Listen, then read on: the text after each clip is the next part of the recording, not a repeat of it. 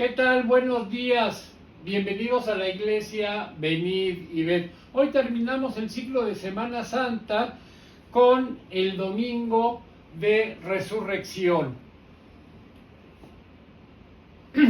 Vamos a empezar. Y cuando la vida no tiene sentido, llega entonces finalmente el domingo.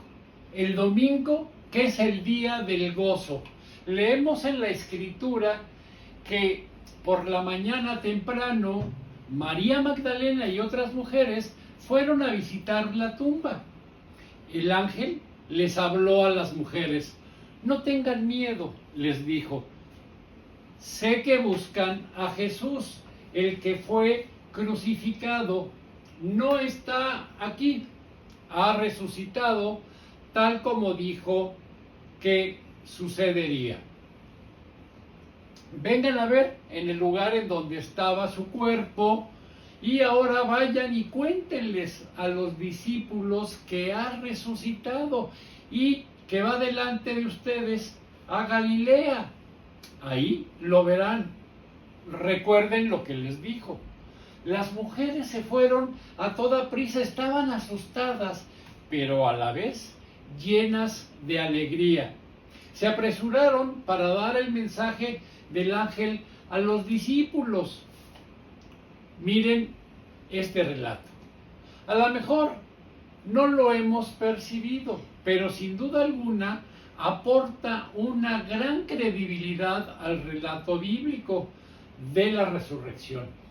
Porque en la cultura romana, griega y hebrea, en aquellos días, si alguien hubiera inventado esta historia, nunca habría dicho que el ángel se les apareció primero a las mujeres, porque las mujeres eran testigos menos creíbles que había en aquella época. No contaban en los juicios, de tal manera que si alguien se hubiera inventado esta historia y quisiera mostrar la veracidad de este relato, habría dicho que Jesús se apareció, o el ángel se apareció primero al rey, al sumo sacerdote, incluso a los discípulos, pero nunca a las mujeres. Pero es a las mujeres a las que se les encarga llevar el mensaje a los discípulos, para que ellos vayan a Galilea. Así que ellos responden a esa invitación. Entonces los 11 discípulos salieron hacia Galilea y se dirigieron al monte que Jesús les había indicado. Cuando lo vieron a Jesús, lo adoraron. Pero algunos de ellos estaban dudando. Ellos vieron a Jesús morir, vieron cómo lo sepultaron en una cueva, vieron los sellos en la entrada, la roca que tapaba la entrada a la cueva, los soldados custodiando la tumba, y ahora lo veían ahí delante de ellos, y aún así dudaban. Es interesante también porque hay una diferencia entre saber algo y experimentar el poder de la resurrección. Quizás ellos pensaban, esto es demasiado bueno para que sea cierto. Debe ser una alucinación. A lo mejor la intensidad de nuestras emociones nos está traicionando y vemos lo que queremos ver. No puede ser cierto que este tipo de cosas no suelen ocurrir. Incluso la noche ya de regreso, algunos seguían dudando. Dice Juan que, escuchemos la Biblia.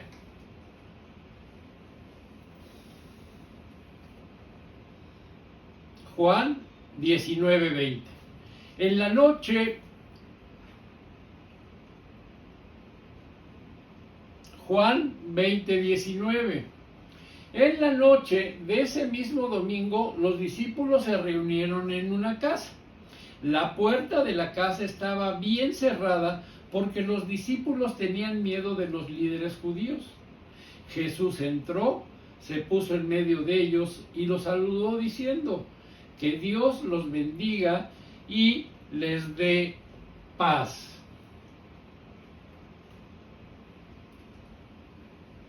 Estaban reunidos con las puertas bien cerradas porque tenían miedo de los líderes judíos.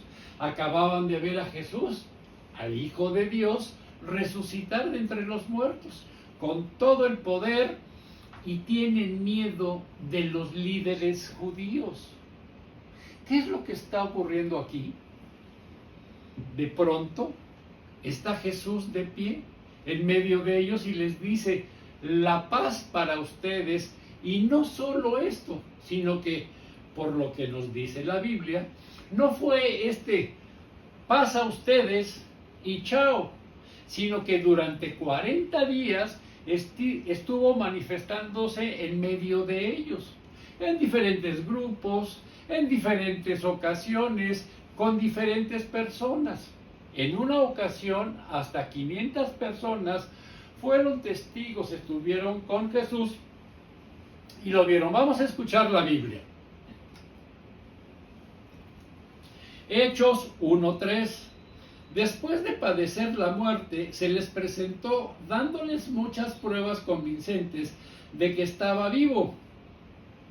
Durante 40 días se les apareció y les habló acerca del reino. Sigamos escuchando la Biblia. Primera de Corintios 15:6. Después se apareció a más de 500 hermanos a la vez, la mayoría de los cuales vive todavía, aunque algunos han muerto. Y lo vieron resucitado. Así que estuvo con ellos, comió con ellos, habló con ellos, y ellos llegaron a la convicción de que aquello no era una alucinación, sino que era totalmente real.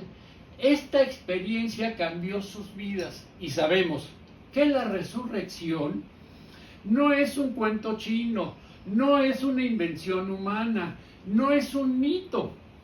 Precisamente por los testimonios de estos hombres, no por lo que contaron, sino porque estos hombres, acobardados, escondidos, encerrados en el miedo, decidieron de repente mostrarse públicamente y acusar a los líderes judíos de haber asesinado al Mesías, al Hijo de Dios. Algo tuvo que cambiar en ellos para que de repente esas personas llenas de miedo, temerosos de que qué va a pasar con nosotros, se plantaran públicamente en la plaza del templo a proclamar el nombre de Jesús como el Señor, como el Mesías, como el Hijo de Dios. Y ese hecho solo se puede explicar con la resurrección de Jesús. Al igual que los discípulos, tú puedes saber que Jesús resucitó de entre los muertos y seguir encerrado en una prisión de miedo, de temor, porque no es suficiente saber que Jesús resucitó. Esto no cambia nada. Santiago lo dice de una forma muy explícita. Escuchemos las Escrituras. Santiago 2:19. ¿Tú crees en Dios? ¿Tú crees que Dios es uno? Bien haces. También los demonios creen y tiemblan. El saber que lo que Jesús dijo, la verdad que Él ha resucitado, que la Biblia es la palabra de Dios o cualquier otra doctrina, no cambia nada, ni te ayuda en nada saber. No es suficiente. Lo que debemos hacer es experimentar el mismo poder que resucitó a Jesús de entre los muertos. No es suficiente saber que Él regresó a la vida.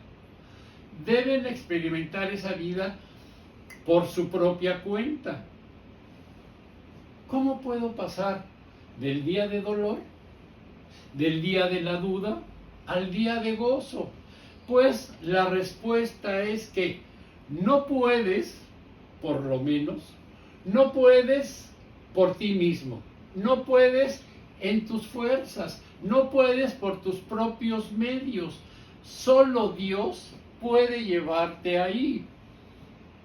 Se requiere mucho más que tu esfuerzo para reparar lo que ha sido roto. No se trata de dame una nueva oportunidad, déjame intentar una vez más, creo que puedo hacerlo bien. No, Dios tiene que hacerlo por ti. Es por eso que se llama salvación, porque no necesitas una explicación, necesitas un Salvador.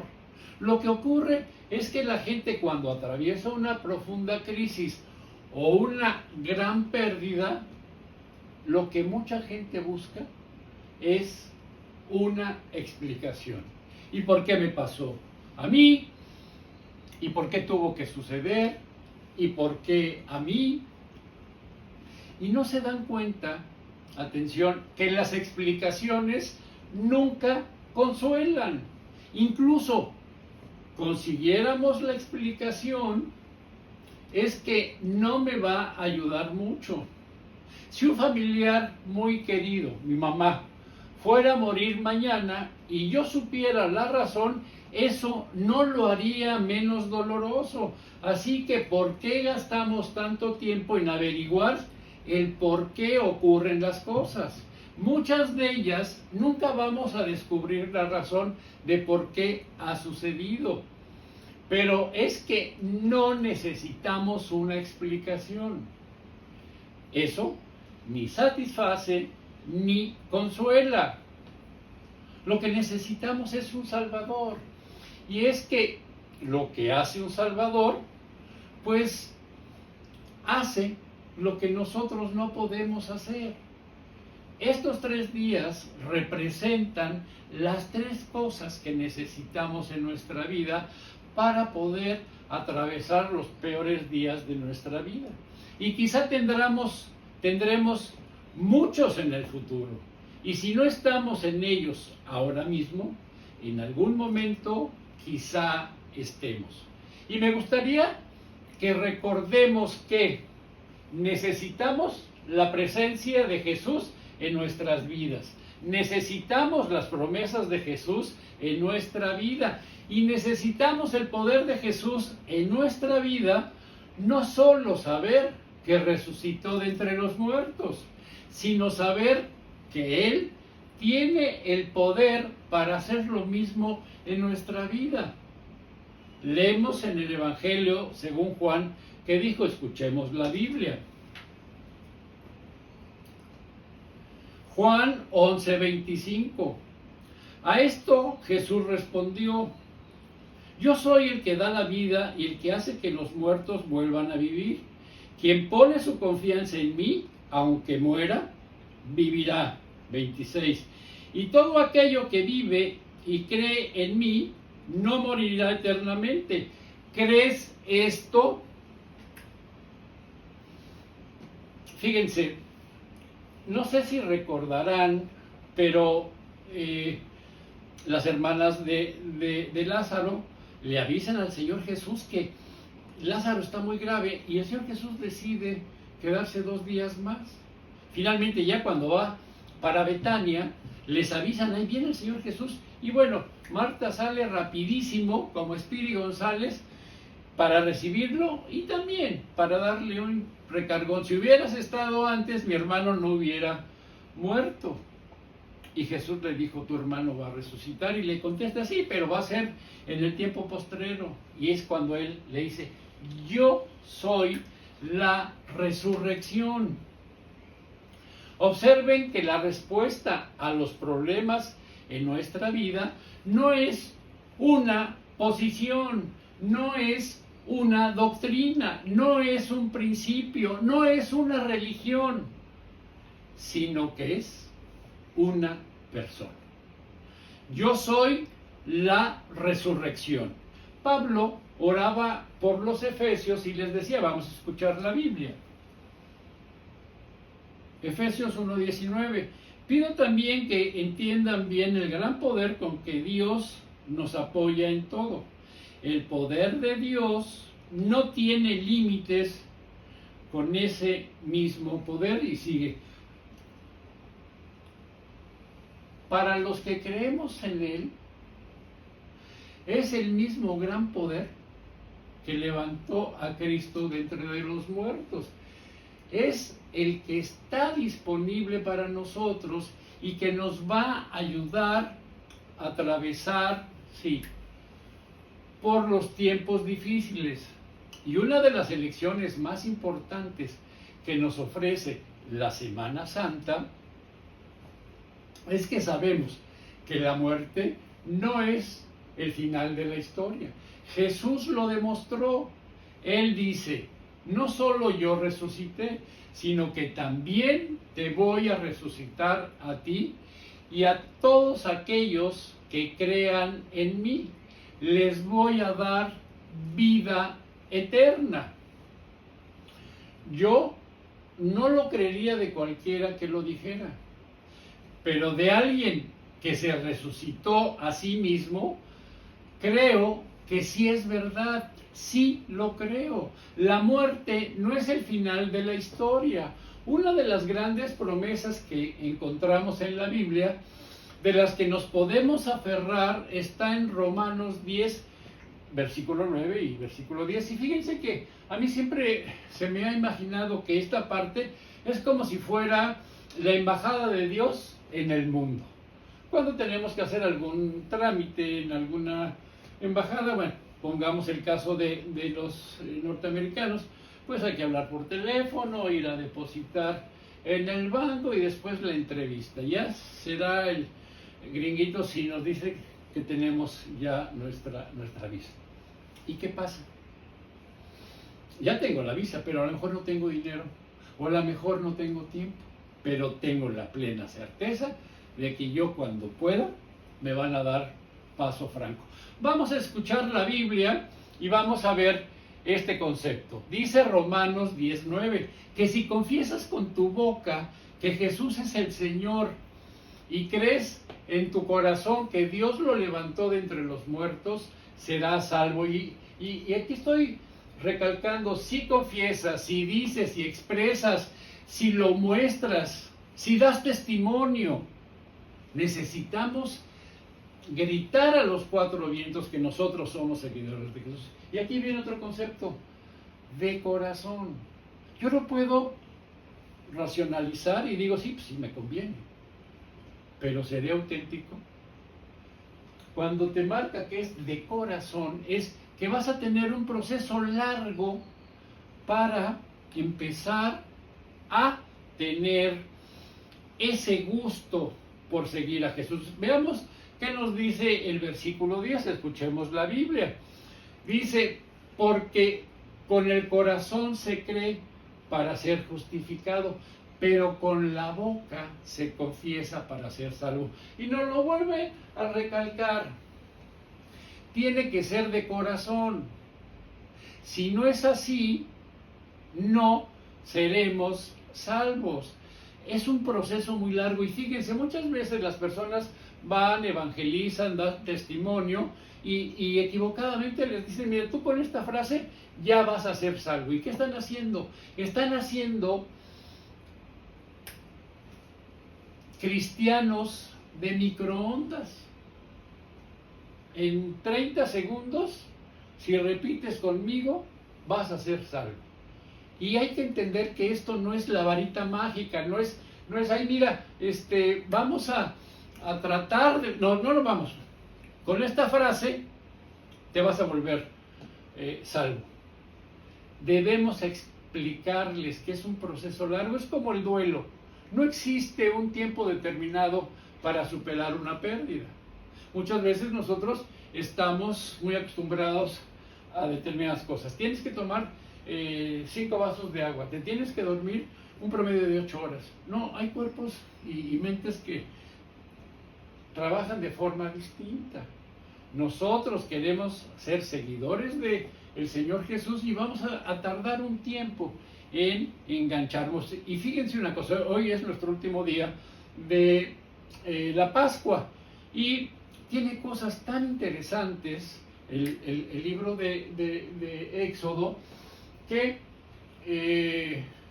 puse únicamente estos 3 versículos. Yo los invito a que lean completo. Es de una riqueza tan extraordinaria, pero vamos a ver qué nos dice Éxodo 3:9. Dice: no deberán comerla cruda ni hervida, sino asada al fuego junto con la cabeza, las patas y los intestinos.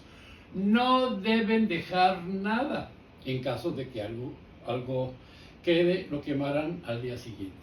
Comerán el cordero de este modo: con el manto ceñido a la cintura, con las sandalias puestas, con la vara en la mano y deprisa.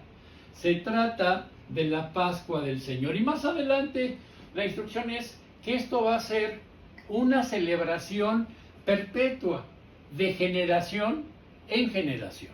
Entonces, muchas veces leemos la Biblia y no le ponemos atención a las cosas. Y aquí la instrucción es: no deben dejar nada. Pero bueno, como a mí alguien ya me dijo que yo ya soy salvo con la varita mágica, ¿verdad? Pues, ¿para qué voy a la iglesia? ¿Para qué leo la Biblia? ¿Para qué comparto el Evangelio si yo ya soy salvo? Y fíjense, este concepto que es muy importante, y no deben dejar nada. Nosotros, como somos de varita mágica, pues no queremos tener un Dios al 100%, no queremos tener un Jesús al 100%. A mí, dame poquito de Dios, dame poquito de Jesús. Y la razón es porque quiero seguir en el mundo, quiero seguir en la carnalidad y no quiero al 100% comprometerme con Dios, comprometerme con Jesús. Entonces, desoímos esta recomendación. Si tú quieres ser salvo, tienes que tener el 100% de Dios, tienes que tener el 100% de Jesús. No puede ser nada más un poquito para que sigas en la parte mundana. Fíjense, debemos de hacer nosotros este examen. Dice en 2 de Corintios 5:17: por lo tanto, si alguno está en Cristo, es una nueva creación. Las cosas viejas pasaron, ha llegado lo nuevo. Si tú tenías una forma de vida, hiciste una oración, pero sigues con esa forma de vida, pues definitivamente no ha habido un cambio, no ha habido una transformación. Sigue siendo la persona carnalota que nada más repitió una frase. Esta es una de las 7,000 promesas para nosotros. Nosotros podemos ser salvos no porque seamos buenas personas, no porque seamos alguien muy religioso, no porque vengas todos los domingos a la iglesia, no por algo que nosotros podamos haber hecho, no por tu pasado, ni por tu religión, ni por tu educación. La Biblia dice que si confiamos, si confesamos con tu boca que Jesús es el Señor, que quien Él dijo ser, yo creo que es el Hijo de Dios y le trato como Señor de mi vida, entonces seré salvo. Y quiero invitarlos a que hoy tú pudieras tomar esta decisión de iniciar un cambio, una transformación, para que el día que lo necesites, quizá a lo mejor no se acuerden de todo esto. Quizás sea demasiada grande la confusión, pero puedes tener contigo al Salvador, aquel que te va a dar el poder para poder vivir la vida que Él quiere que vivas. Y solo tenemos que confesarlo con nuestra boca, creer en nuestro corazón. No es fácil, no está lejos de nosotros, no es algo imposible, es algo que depende de nuestra voluntad. Depende de responder afirmativamente al amor de Dios. Y lo que tenemos que hacer es decirle, sí, yo quiero que tú vengas a ser el Señor de mi vida y de aquí en adelante seguirte, porque tú estás vivo. Si Jesús no hubiera resucitado, todo esto sería vano. No estaríamos aquí reunidos, no estaríamos hablando de Él, no lo adoraríamos. Pero porque Él resucitó y lo creemos de corazón, sabemos que podemos tener un encuentro con Él e invitarle a entrar en nuestro corazón, en nuestras vidas. Y lo va a hacer porque fiel es el que prometió. Por tanto, me gustaría invitarlos a que estén orando y ustedes puedan acompañarme en una oración para decirle a Jesús esto. Ustedes lo pueden decir en una forma particular y personal. Querido Padre, tengo dolor en mi vida, en mi corazón. Tengo confusión. He buscado explicaciones, pero nada de esto me satisface. Necesito tu presencia, necesito tus promesas y necesito tu poder en mi vida. Gracias por enviar a Jesús a pagar por todo lo que yo he hecho mal, muriendo en la cruz por mí. Con todo mi entendimiento, con toda mi convicción, con toda mi determinación, le digo, sí, sí quiero que sea el Señor y Salvador de mi vida. Haz por mí lo que yo no puedo hacer por mí mismo. Yo no puedo salvarme. Te pido que vengas a mi corazón y lo llenes de tu amor y me ayudes a ver la vida como tú la ves. Quiero seguirte y amarte y confiar en ti desde este día en adelante. Con todo mi entendimiento, con todo mi determinación, y te pido que me aceptes en tu familia, en tu hogar, en el cielo. Y pido la promesa de que si confieso que Jesús es el Señor y lo creo en mi corazón, que tú lo levantaste de entre los muertos, seré salvo. Y en el nombre de Jesús hago esta oración para iniciar mi cambio, mi transformación en el Señor. Amén. Jesús nos pide que hagamos algo con esta confesión, y es que Él no quiere gente de la secreta, de closet. Él quiere que le confesemos delante de los hombres, y el primer paso es bautizarse. Evidentemente recordamos que un símbolo es el bautismo. No les ha cambiado la vida, no les ha hecho ser salvos, no se les han perdonado los pecados, pero sí simboliza algo, y es la muerte al viejo yo y la resurrección a una nueva vida en la que de aquí en adelante nos comprometemos a ir en pos de Jesús, a seguir a Jesús.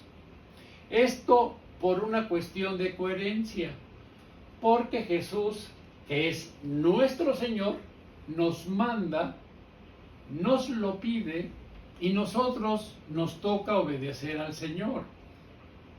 Y en este sentido el hecho de empezar a dar pasos detrás de Jesús. Es lo que significa la vida cristiana. Dejar que Él sea quien dirija, que me diga lo que tengo que hacer. Y Él nos pide que le confesemos delante de los hombres, y dice, escuchemos la Biblia.